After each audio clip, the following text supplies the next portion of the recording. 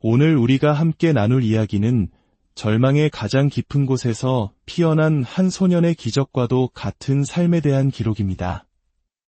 이 이야기가 여러분의 마음에 희망의 씨앗이 되기를 소망하며 잠시 시간을 내어 이 감동적인 이야기가 더 많은 이들에게 전해질 수 있도록 구독과 좋아요를 눌러주세요.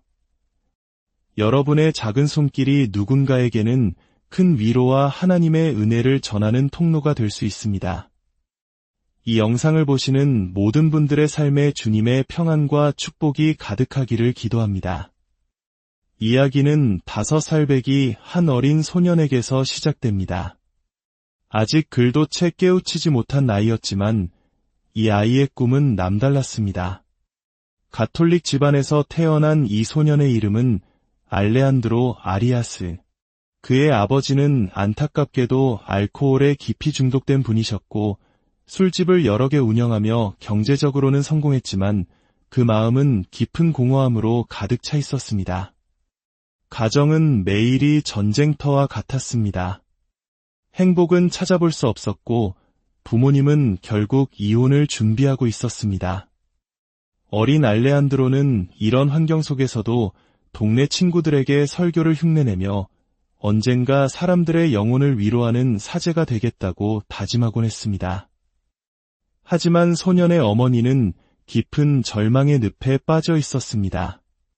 남편의 중독과 가정의 불화 속에서 그녀는 극심한 우울증에 시달렸고 삶에 어떤 희망도 발견할 수 없었습니다.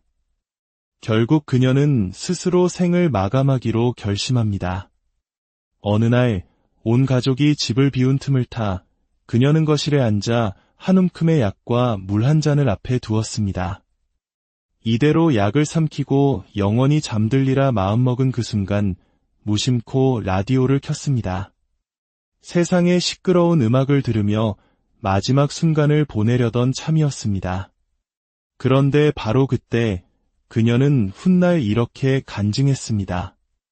마치 자신보다 훨씬 크고 강한 손이 자신의 손을 붙잡아 라디오 주파수를 다른 곳으로 돌리는 것을 느꼈다고 말입니다. 라디오에서는 기독교 방송이 흘러나오고 있었습니다. 한 목사님의 설교가 울려 퍼지는 순간 설명할 수 없는 강력한 하나님의 임재가 온 방을 가득 채웠습니다. 예수 그리스도께서 마치 직접 그 방에 들어오시는 듯한 압도적인 사랑의 물결이 그녀를 덮쳤습니다. 그녀는 그 자리에 무릎을 꿇고 말았습니다. 1시간이 넘도록 눈물을 쏟아내며 자신의 모든 삶을 예수님께 내어드렸습니다. 절망의 끝에서 그녀는 기적처럼 예수님을 인격적으로 만나게 된 것입니다. 그날 이후 가정에는 작은 변화의 바람이 불기 시작했습니다. 어머니는 길 건너편에 있는 하나님의 성회교회에 나가기 시작했고 어린 알레한드로도 어머니를 따라 교회에 가게 되었습니다. 소녀는 목사님의 열정적인 설교와 성경에 대한 깊은 지식, 그리고 예배 가운데 살아 움직이는 하나님의 능력을 보며 깊은 감명을 받았습니다.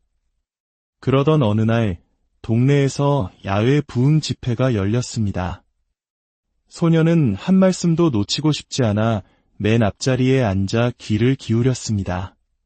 설교가 끝나고 목사님께서 예수님을 구주로 영접할 사람들을 앞으로 부르는 결신 초청의 시간이 되자 소녀는 한치의 망설임도 없이 앞으로 달려나갔습니다. 두 손을 번쩍 들고 소녀는 외쳤습니다. 저도 예수님을 저의 구원자로 영접하고 싶어요. 그 순간부터 소년의 삶은 완전히 새로운 길로 접어들었습니다. 더 이상 가톨릭 사제가 아닌 하나님의 말씀을 전하는 목사님이 되고 싶다는 새로운 꿈이 생긴 것입니다. 소년은 부모님께 저는 커서 꼭 목사님이 될 거예요 라고 선포했고 어머니는 물론 아직 예수님을 만나지 못했던 아버지마저도 아들의 꿈을 지지해 주었습니다. 하지만 사탄은 하나님께서 이 소년을 통해 이루실 위대한 계획을 알고 있었습니다.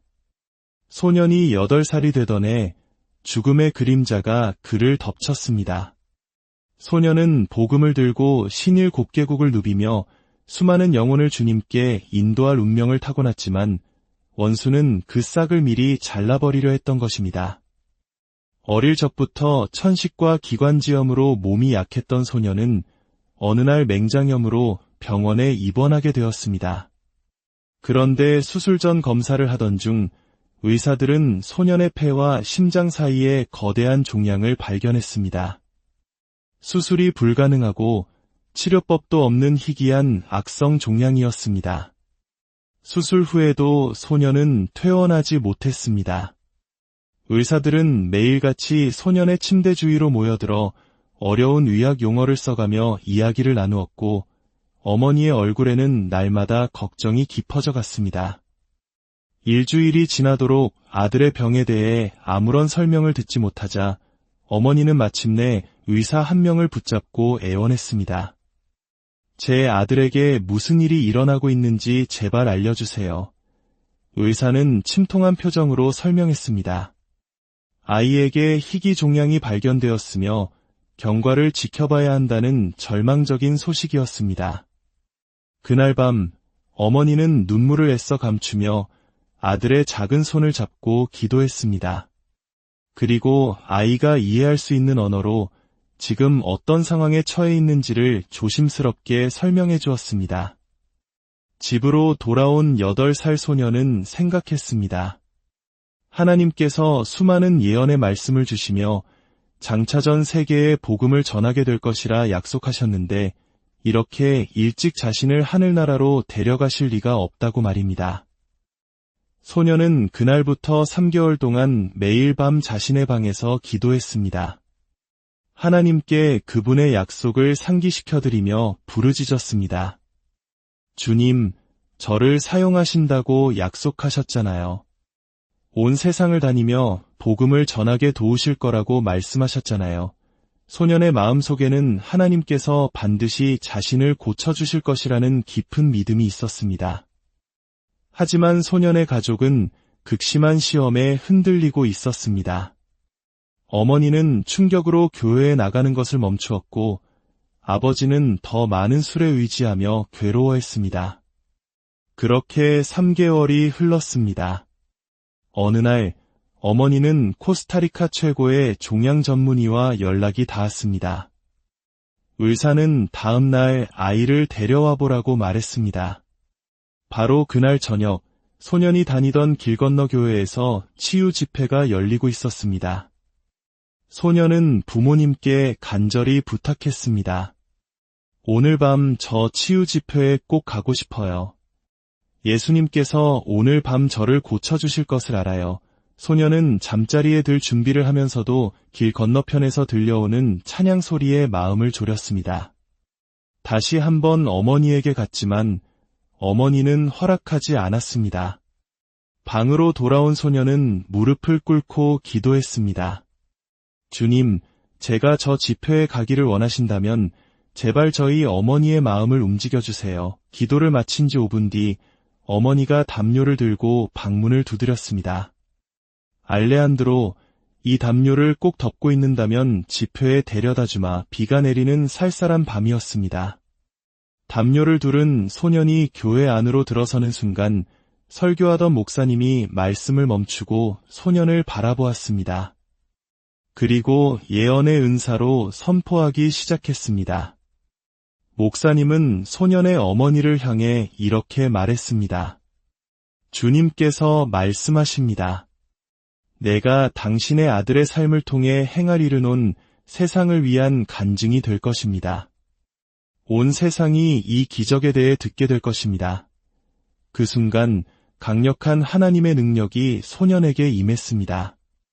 소년과 어머니는 바닥에 엎드려 함께 눈물을 흘렸습니다. 소년은 예수님께서 자신을 치유하고 계심을 영적으로 느낄 수 있었습니다. 그날 밤 집으로 돌아와 소년은 어머니에게 말했습니다. 엄마, 이제 병원에 갈 필요 없어요. 저는 이미 다 나았어요. 하지만 어머니는 확인이 필요하다고 주장했습니다.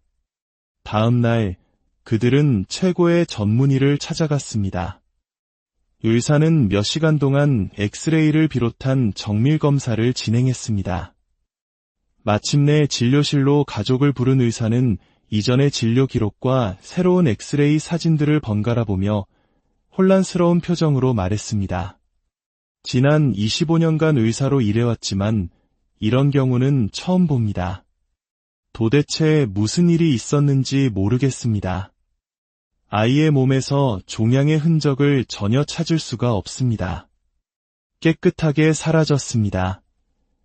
할렐루야. 하나님께서 죽어가던 소년을 기적적으로 살리신 것입니다. 주님은 소년의 몸에서 종양을 제거하셨을 뿐만 아니라 그 자리에 복음을 전하고자 하는 불타는 열정으로 채워주셨습니다. 그리고 소년이 11살이 되던 해 하나님께서는 그에게 더욱 놀라운 경험을 허락하셨습니다. 소년이 공개적으로 사역을 시작하기 불과 2주 전의 일이었습니다. 그날도 소년은 자기 방에서 몇 시간 동안 기도를 하고 있었습니다. 기도를 마치고 바닥에 누워 있는데 강력한 성령의 임재가 그를 덮었습니다. 순간 그의 영이 몸을 떠나는 유체이탈을 경험하게 됩니다. 아래를 내려다보니 자신의 몸이 바닥에 누워 있는 것이 보였습니다. 그리고 주위에는 눈부시게 하얀 옷에 금빛띠를 두른 키가 큰 천사가 서 있었습니다. 천사는 소년의 손을 잡았고 그들은 함께 벽을 통과하여 하늘로 날아올랐습니다.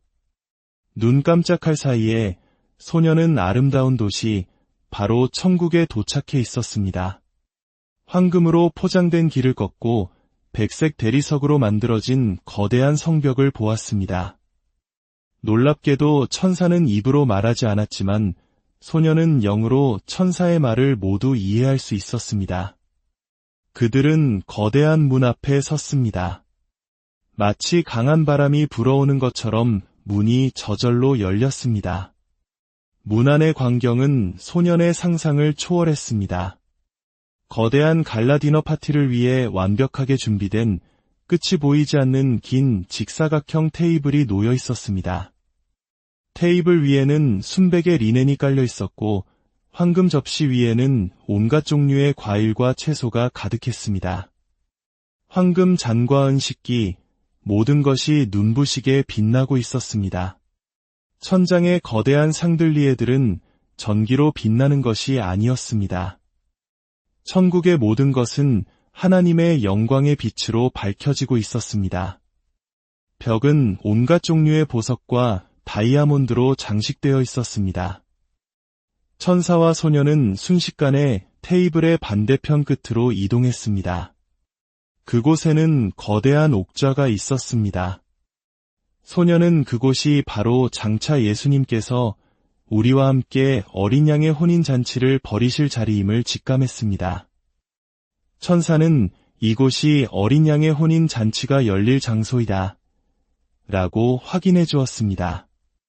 다시 길을 따라 걷다 두 번째 문에 다다랐습니다. 문이 열리자 수천 명의 천사들이 원형 극장에 줄지어 서서 한 목소리로 하나님을 찬양하는 놀라운 광경이 펼쳐졌습니다. 그들은 다양한 악기를 연주하며 일사불란하게 경배하고 있었습니다. 그때 한 천사가 소년에게 다가와 미소를 지으며 물었습니다. 너의 이름이 무엇이냐? 소년이 알레한드로입니다. 라고 대답하자 천사는 옆방으로 가 책을 확인하고는 안으로 들어오너라 하고 환영해 주었습니다. 소년은 황금으로 덮인 거대한 단상으로 올라갔습니다. 그 중앙으로는 생명수강이 흐르고 있었고 3개의 보좌가 보였습니다. 한가운데에는 예수님의 보좌가 있었고 아버지 하나님의 보좌는 너무나 강력한 빛과 번개의 구름에 휩싸여 그 형체를 볼 수 없었습니다. 그리고 비어있는 다른 하나의 보좌는 성령님의 자리일 것이라 소년은 생각했습니다. 소년이 예수님 가까이 다가가자 예수님께서 그를 안아 당신의 무릎 위에 앉히셨습니다. 그리고 소년의 머리를 당신의 가슴에 기대게 하고는 부드럽게 머리를 쓰다듬어 주셨습니다. 그분의 새키나 영광이 소년을 온전히 감싸는 압도적인 경험이었습니다. 천사들의 찬양이 잠잠해지자 예수님께서 손을 뻗으시니 거대한 스크린이 나타났습니다. 스크린에는 소년 자신이 다양한 국적과 인종의 수많은 사람들 앞에서 설교하는 모습이 비춰졌습니다. 그때 예수님께서 소년의 귀에 들리는 음성으로 말씀하셨습니다. 이것이 너의 사역이 될 것이다. 소년은 예수님을 떠나고 싶지 않았지만 천사가 돌아갈 시간이라고 재촉했습니다. 천사와 함께 세 번째 방으로 들어가자 그곳에는 거대한 책꽂이와 함께 수많은 천사들이 분주하게 일하고 있었습니다. 그들은 지상에서 일어나는 모든 일들, 즉 구원의 역사, 부흥, 예언적 사건들을 스크린으로 지켜보며 모든 것을 기록하고 있었습니다. 다시 눈을 떴을 때 소년은 자신의 방 바닥에 누워 있었습니다. 그리고 2주 후 마침내 소년에게 공개적으로 복음을 전할 첫 번째 기회가 찾아왔습니다. 아직 신자가 아니었던 아버지는 아들의 이야기를 한 기독교 서점 주인이자 선교사에게 전했고 그 선교사는 소년의 이야기에 깊은 감명을 받았습니다. 그는 다음 토요일에 있을 거리 전도 집회에 소년을 초청했습니다.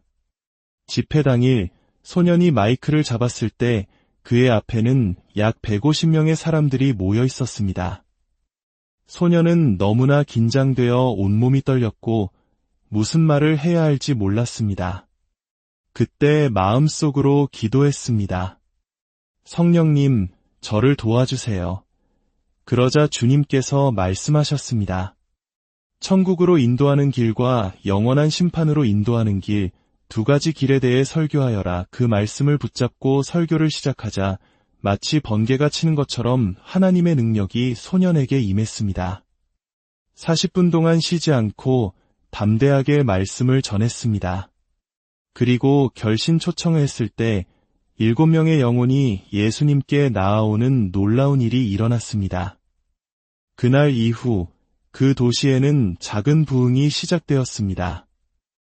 이 이야기는 바로 예수 그리스도의 이야기입니다.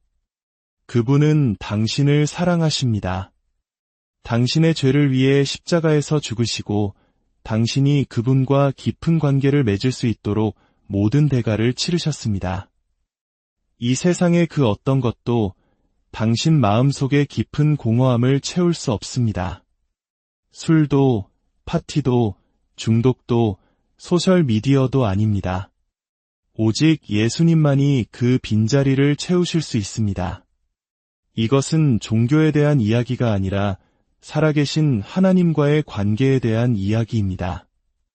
지금 어디에 계시든지 예수님을 당신의 삶의 주인으로 모셔드리기 원하신다면 저를 따라 이 기도를 함께 드리기 원합니다.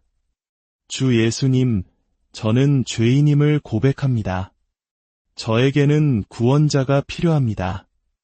오늘 저는 주님 앞에 제 자신을 내려놓고 저의 모든 삶을 주님께 드립니다. 저의 모든 죄를 용서하여 주옵소서. 저를 위해 십자가에서 죽으시고 그 모든 값을 치러주심에 감사합니다. 구원의 선물을 주시니 감사합니다. 주님을 사랑합니다. 오늘 저의 삶을 온전히 주님께 드립니다. 예수님의 이름으로 기도합니다. 아멘. 이제 성령님과 더 깊은 우정과 친밀함 속으로 나아가길 원하시는 모든 분들을 위해 기도하겠습니다. 거룩하신 성령님, 지금 이 영상을 보고 있는 모든 분들 위에 임하여 주시옵소서. 이분들이 성령님과의 깊은 유대감을 형성하고 그 관계 안에서 날마다 영광에서 영광으로 나아가는 삶을 살게 하여 주시옵소서. 초자연적인 하나님의 능력을 경험하게 하시고 하나님의 살아계신 영광을 목도하게 하옵소서. 성령님과의 친밀함이 새로운 차원으로 깊어지게 하시고 하나님의 말씀을 깨닫는 지혜가 더하여지며 그들의 믿음이 예수 그리스도의 강한 이름 안에서 새로운 차원으로 성장하게 하여 주옵소서. 불세례로 임하여 주시옵소서. 주님의 불을 보내주시니 감사합니다. 여러분의 삶에 하나님의 놀라운 축복과 인도하심이 늘 함께하시